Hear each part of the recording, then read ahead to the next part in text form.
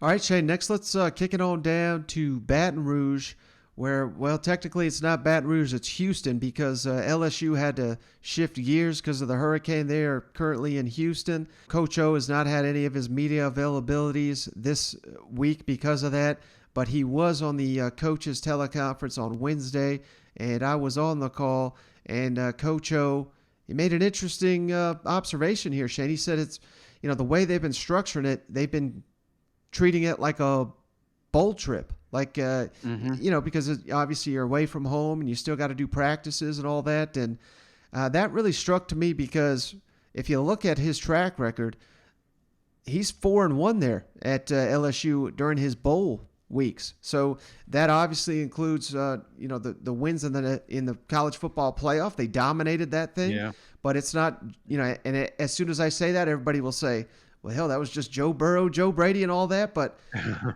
another one they beat was Lamar Jackson after he won the Heisman Trophy. So Coach O and his program, they have got a sense for what it's like to go on the road and win these bowl games. And, maybe you don't want to read too much into all that, but hell, he's also had success in season opening games when a couple years ago they had to face Miami. And I remember that was a game where, it was kind of a toss-up 50-50 type affair, and they dominated Miami. So I'm liking the vibes I'm hearing from Coach O heading into this opener on the road at LSU. Yeah, man. It kind of limits distractions when you're out there because you don't know what to get into.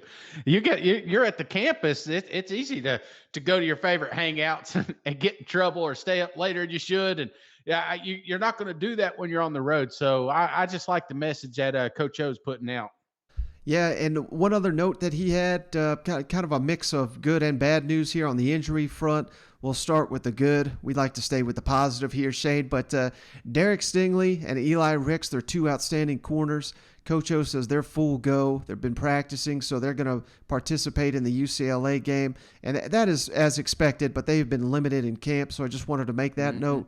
But one unfortunate bit of news here.